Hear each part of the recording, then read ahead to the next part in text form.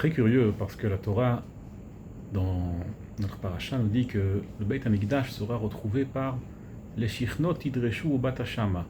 Demandez à votre voisin comment arriver au Beit HaMikdash et vous allez y arriver. Comme ça, nos sages expliquent le verset. Les Shichnot Idreshu ou Batashama, vous allez arriver au Beit HaMikdash en demandant chacun à son voisin son chemin pour arriver au Beit HaMikdash.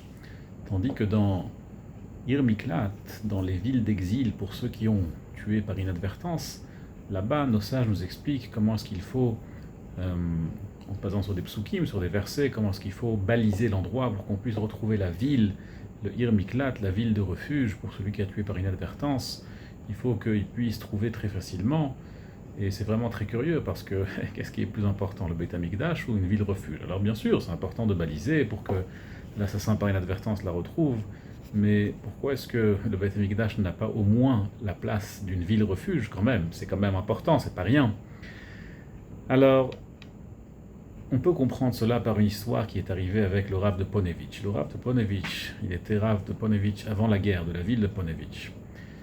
Et pendant ce qu'on appelle l'opération Barberousse de Hitler יימח שמו, lorsqu'il a trahi l'accord qu'il avait avec Staline, il a conquis la Pologne, il a essayé de conquérir aussi la Russie. Alors le Rav de Ponevitch est en train de ramasser de l'argent aux États-Unis.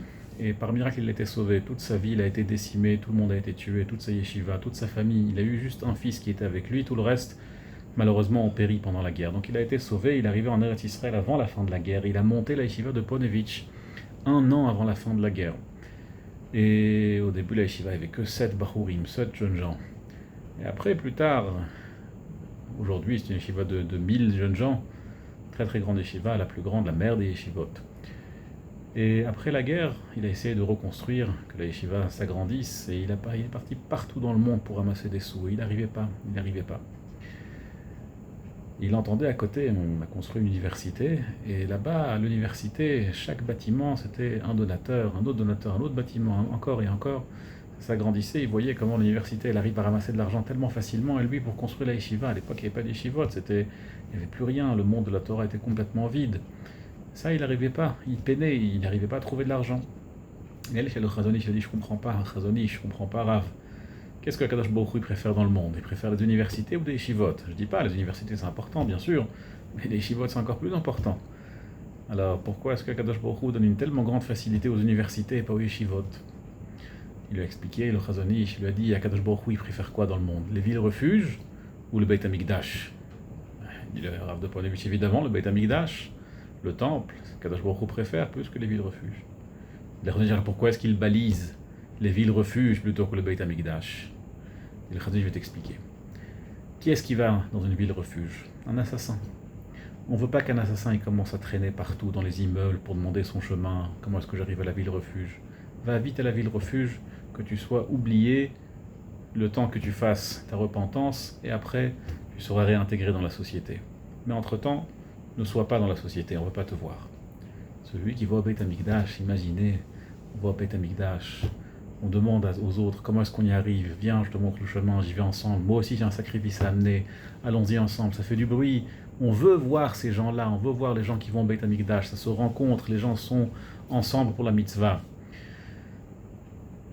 Ça c'est ce que Kadosh Baruch Hu veut, il veut que les gens entendent parler du Beit HaMikdash, que les gens parlent du Beit HaMikdash, que les gens y arrivent ensemble, que les gens s'associent pour y aller.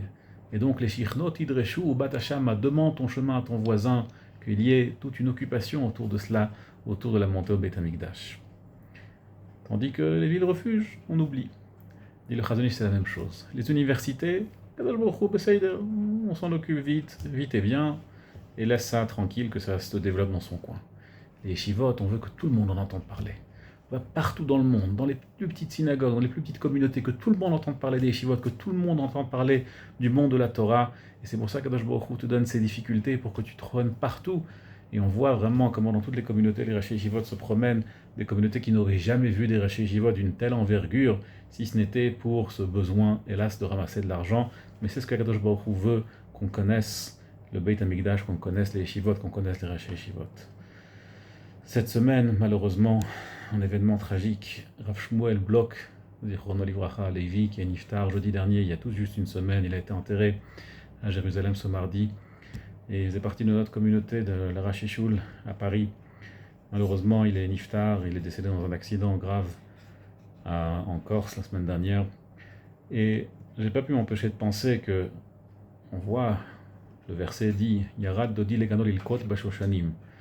Kadosh Baruch Hu, il descend pour prendre ses plus belles roses. Pourquoi est-ce que Kadosh Baruch Hu prend ses plus belles roses? Alors évidemment, on ne peut pas comprendre la profondeur du jugement d'Akadosh Baruch Hu. On dit Mishpatecha Tehom Rabba. Le jugement d'Akadosh Baruch Hu est une abîme immense. On ne peut pas comprendre le jugement d'Akadosh Baruch Hu, mais on peut comprendre une chose, au moins un fragment de ce qui se passe. Akadosh Baruch Hu, il prend ses plus belles roses pour qu'on entende parler de ses plus belles roses. Je suis sûr que Shmuel, Zichrono Livracha, qui était tellement modeste et en même temps tellement grand et tellement fort, tellement bon dans la Torah, tellement bon dans les mitzvot, tellement bon dans ses midot tovot, dans ses bons mœurs, comment il était gentil avec tout le monde, comment il étudiait avec tout le monde, comment il était modeste.